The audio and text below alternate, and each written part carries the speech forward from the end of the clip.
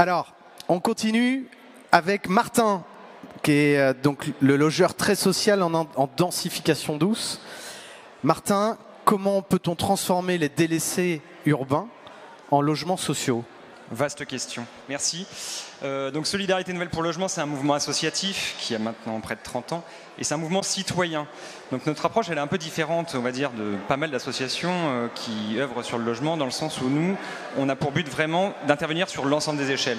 On est vraiment comme brique de base sur des groupes locaux de solidarité à l'échelle du quartier, à l'échelle de la commune, à l'échelle d'un arrondissement, qui essaient de partager ensemble le fait de se mettre dans un mouvement qui met à disposition des logements. Ça fait des petits, depuis 1988, on a quand même à 1200 logements maintenant à l'échelle de l'Île-de-France, tout en gardant toujours cette dimension partenariale de l'échelle micro, vraiment du quartier, entre les habitants et les gens qui sont démunis aujourd'hui, puisqu'on ne loge que des personnes qui sont précarisées, très éloignées du logement aujourd'hui.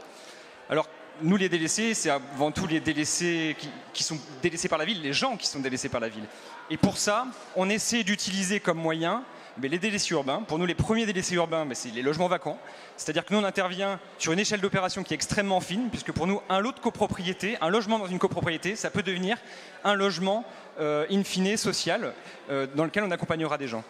On a d'autres modalités d'intervention, c'est-à-dire par exemple, on ne va pas hésiter à utiliser le droit de préemption urbain pour aller effectivement dans des copropriétés intervenir sur l'achat d'un logement.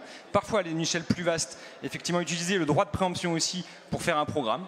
Mais il faut avoir en tête que nous, on est un peu des artisans, des couturiers urbains, dans le sens où nous, un programme fait en taille moyenne à peu près 5 logements. Et on croit effectivement à une mobilisation citoyenne lorsqu'elle peut être à cette échelle aussi fine et pour créer effectivement un mix entre les gens qui peuvent être très éloignés du logement et des gens qui sont parfois dans les gens qui font du bénévolat ne sont pas forcément prêts et connaissent à la base cette problématique du mal logement. Donc voilà, on est dans l'échelle fine et on essaie d'avoir toujours soit un logement, on va dire, invisible, puisque le lot de copropriété c'est un logement invisible, soit effectivement des logements remarquablement visibles, notamment par le domaine du patrimoine bâti à réhabiliter. Très clair, bravo.